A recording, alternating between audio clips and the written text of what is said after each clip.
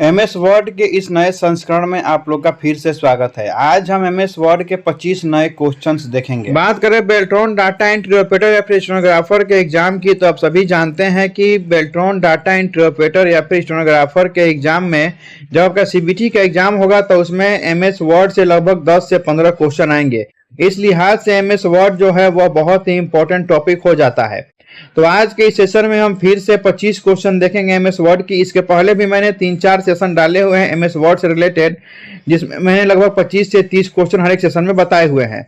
और उसके पहले मैंने ऑपरेटिंग सिस्टम और फंडामेंटल से भी बहुत सारे क्वेश्चन बताए हुए हैं। तो मैंने सभी जो भी मेरा वीडियो है उसका मैंने प्लेलिस्ट का पूरा लिंक दे दिया है डिस्क्रिप्शन बॉक्स में, आप जाकर वहां से चेकआउट कर सकते हैं और अपना तैयारी कर सकते हैं। चलिए चालू करते हैं आज का सेशन एमएस वर्ड का। और आज का हमारा पहला क्वेश्चन है, content created using template document. Template दस्तावेज का उपयोग करके बनाई गई सामग्री, इसके बारे में बताना है आपको। पहला ऑप्शन है should be saved as Excel file, Excel file के रूप में सेव की जाती है।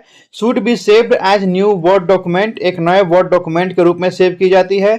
Should be saved as new PowerPoint document, new PowerPoint document के रूप में सेव की जाती है। या option number D none of them, इनमें से कोई नहीं। आपको बताना है कि टेम्पलेट दस्तावेज का उपयोग करके बनाई गई सामग्री कैसे सेव की जाती है। तो बात करें इस क्वेश्चन के आंसर की, तो आपका इस क्वेश्चन का आंसर हो जाएगा option number B, should be saved as a new Word document, एक नए वर्ड डॉक्यूमेंट के रूप में सेव की जाती है। नेक्स्ट क्वेश्चन है, default extension for word template is. Word template के लिए डिफॉल्ट एक्सटेंशन क्या होता है, आपको ये बताना है। ऑप्शन नंबर ए है .docx, ऑप्शन नंबर बी है .dotx, ऑप्शन नंबर सी है .xlsx या ऑप्शन नंबर डी .pptx। आपको बताना है कि वर्ड टेम्पलेट के लिए डिफॉल्ट एक्सटेंशन कौन सा होता है। सही आंसर होगा ऑप्शन नंबर बी .dotx। कोई भी वर्ड टेम्पलेट के लिए डिफॉल्ट एक्सटेंशन जो होता है वो .dotx होता है, आपको ये याद रखना है। नेक्स्ट क्वेश्चन है, डॉक्यूमेंट में be printed on both sides of paper using blank option available in print dialogue. Print dialogue में उपलब्ध खाली स्थान ऑप्शन का उपयोग करके कागज के दोनों किनारों पर दस्तावेज मुद्रित किया जा सकता है। आपको बताना है कि अगर आपको किसी कागज के दोनों तरफ मुद्रित करना हो, प्रिंट करना हो, तो आप कौन सा ऑप्शन का यूज करेंगे। Option number A collate, option number B scale, option number C print properties के अंदर आप फिनिशिंग और उसके अंदर प्रिंट ऑन बोथ साइड का उपयोग करेंगे। ऑप्शन नंबर डी प्रॉपर्टीज के अंदर पेपर क्वालिटी का आप यूज करेंगे। आपको अगर कागज के दोनों तरफ अगर प्रिंट करना हो तो आप कौन सा ऑप्शन यूज करेंगे, आपको ये बताना है।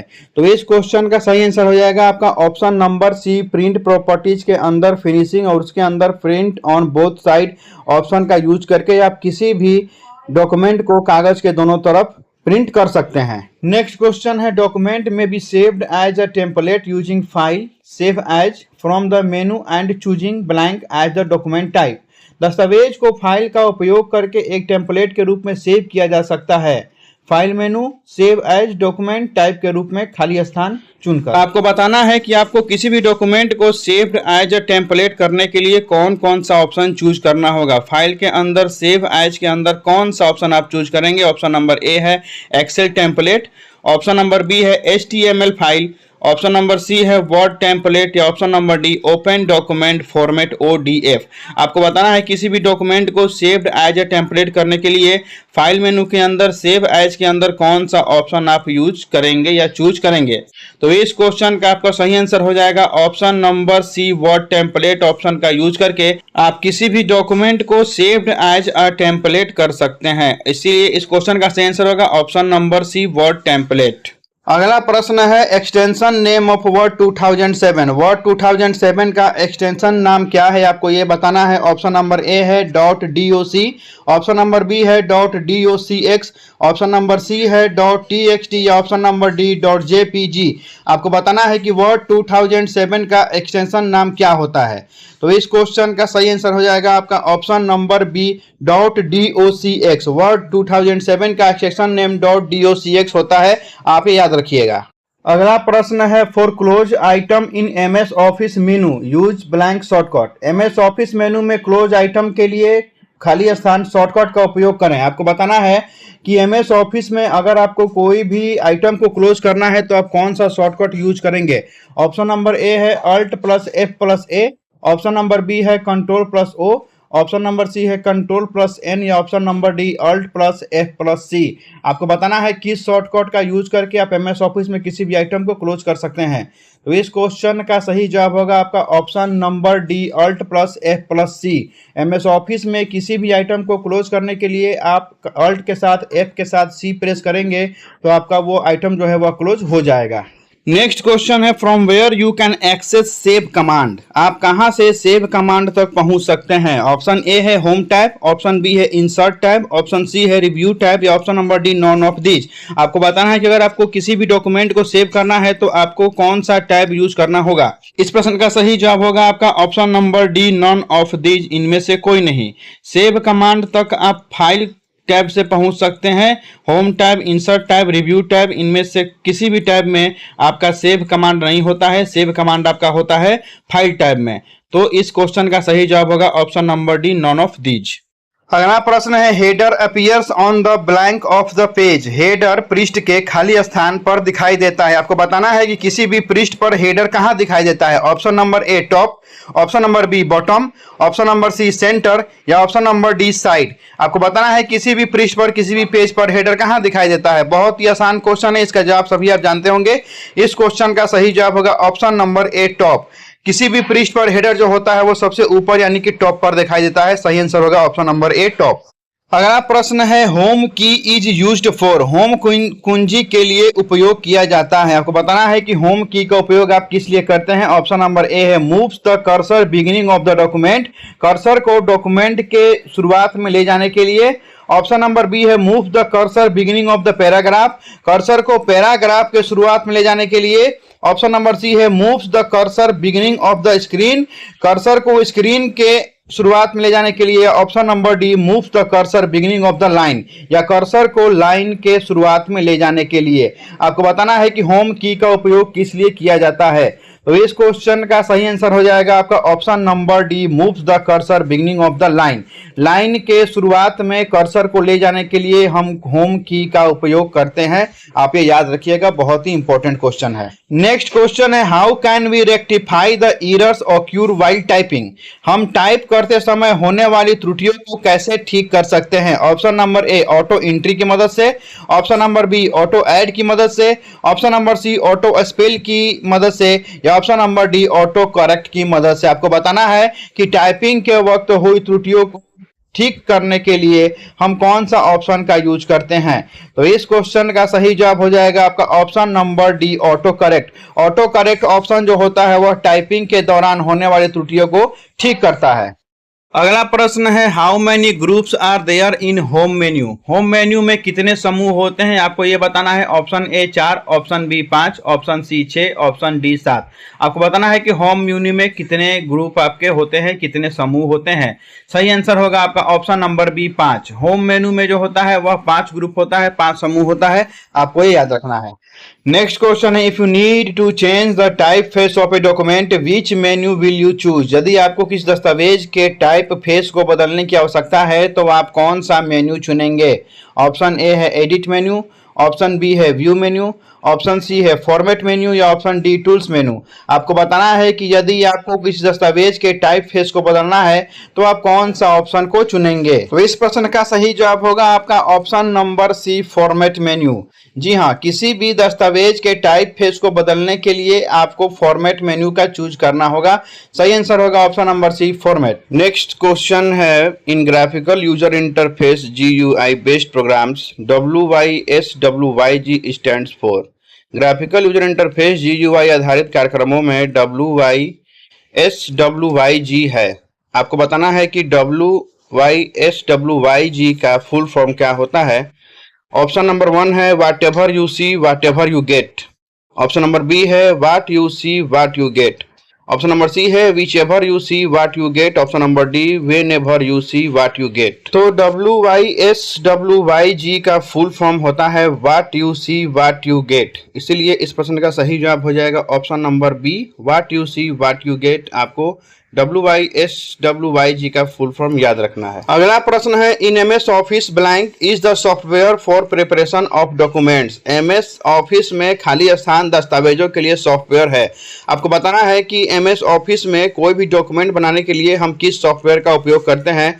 ऑप्शन नंबर ए है MS access, option number B है MS word, option number C है MS एक्सेल या option number D MS power point. तो आप सभी जानते हैं कि MS ऑफिस में जब भी हम कोई भी डॉक्यूमेंट प्रिपरेशन करते हैं, जब भी कोई हम डॉक्यूमेंट बनाते हैं, दस्तावेज बनाते हैं, तो उसके लिए हम MS वर्ड का यूज करते हैं, यानी कि MS ऑफिस में MS वर्ड का यूज हम डॉक्यूमेंट बनाने के लिए करते हैं। इस प्रश्न का सही जवाब हो जाएगा option number B MS word. Next question है, in MS word a macro may be assigned blank to invoke its functionality. MS word में एक मैक्रो को इसकी कार्य क्षमता को लागू करने के लिए खाली स्थान सौंपा जा सकता है। आपको बताना है कि मैक्रो को इंप्लीमेंट करने के लिए, मैक्रो का इस्तेमाल करने के लिए आप क्या कर सकते हैं।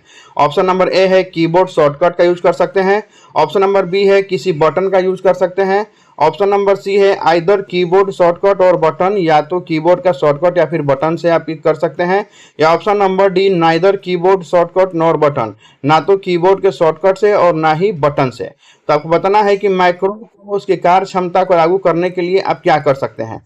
तो इस क्वेश्चन का सही जवाब हो जाएगा आपका option number C either keyboard shortcut और बटन। आप माइक्रो को या तो कीबोर्ड से या किसी बटन के यूज से उसकी कार्य क्षमता को लागू कर सकते हैं, इसलिए इस प्रश्न का सही जवाब होगा option number C either keyboard shortcut और बटन। नेक्स्ट क्वेश्चन है, in MS word CTRL+S is 4। MS word में कंट्रोल प्लस एस है। आपको बताना है कि MS वर्ड में हम कंट्रोल प्लस एस शॉर्टकट की का यूज क्यों करते हैं। बहुत ही आसान क्वेश्चन है, आप सभी इसका जवाब जानते हैं। तो MS वर्ड में कंट्रोल प्लस एस शॉर्टकट का यूज हम किसी भी फाइल या किसी भी डॉक्यूमेंट या किसी भी डाटा को सेव करने के लिए करते हैं। इस प्रश्न का सही जवाब हो जाएगा option number C save. MS word में कंट्रोल प्लस एस शॉर्टकट की का यूज हम किसी भी फाइल, डॉक्यूमेंट, डाटा को सेव करने के लिए करते हैं। अगला प्रश्न है, in MS word grammatic errors are highlighted by. MS word में व्याकरणिक त्रुटियों को खाली स्थान द्वारा हाईलाइट किया जाता है। आपको बताना है कि जब भी आप MS वर्ड में काम करते हैं और कोई भी ग्रामेटिक एरर यानी कि व्याकरणिक त्रुटि होता है, तो आपका वो वर्ड कैसे हाईलाइट होता है। ऑप्शन नंबर ए है बोल्ड टेक्स्ट के द्वारा, ऑप्शन नंबर बी है ब्लू अंडरलाइन के द्वारा, ऑप्शन नंबर सी है रेड अंडरलाइन के द्वारा, या फिर ऑप्शन नंबर डी है इटैलिक टेक्स्ट के द्वारा। आपको बताना है कि MS वर्ड में कोई भी ग्रामेटिकल एरर, व्याकरणिक त्रुटि कैसे हाईलाइट होता है। तो सही उत्तर होगा option number B blue underline. MS word में कोई भी ग्रामेटिक एरर या फिर व्याकरणिक त्रुटि के लिए वह वर्ड जो होता है वह ब्लू अंडरलाइन के द्वारा हाईलाइट हो जाता है। इस प्रश्न का सही जवाब होगा option number B blue underline. अगला प्रश्न है, in MS word it is better change macro security setting to blank before starting record और यूज मैक्रोज। MS वर्ड में जब भी आप रिकॉर्ड शुरू करते हैं या फिर मैक्रोज का उपयोग करते हैं, तो उसके पहले मैक्रो सुरक्षा सेटिंग को किस में बदलना चाहिए या फिर क्या करना चाहिए।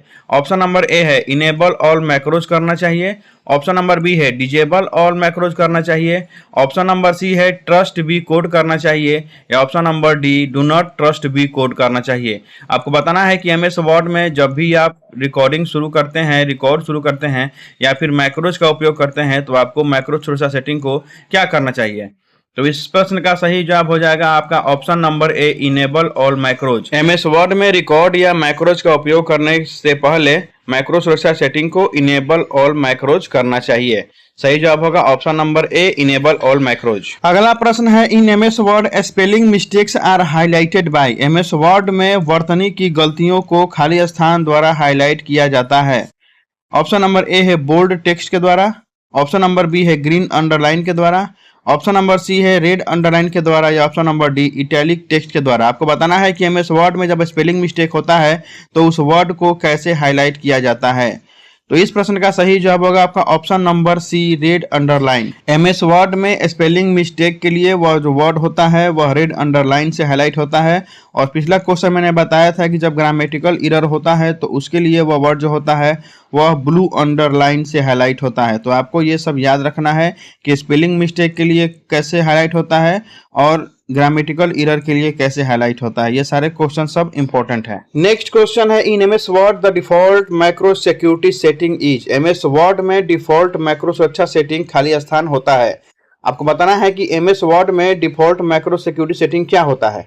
Option number A enable all macros होता है, option number B disable all macros होता है, option number C trust V code होता है, या option number D do not trust V code होता है। तो एमएस वर्ड में डिफॉल्ट मैक्रो सिक्योरिटी सेटिंग जो होता है वो हमेशा डिजेबल ऑल मैक्रोज होता है, यानी इस प्रश्न का सही जवाब हो जाएगा आपका option number B disable all macros. Next question है in MS Word for what does ruler help. MS word में रूलर क्या मदद करता है, आपको बताना है कि एमएस वर्ड में रूलर आपका क्या मदद करता है। ऑप्शन नंबर ए है टू सेट टैब्स, टैब्स को सेट करने में।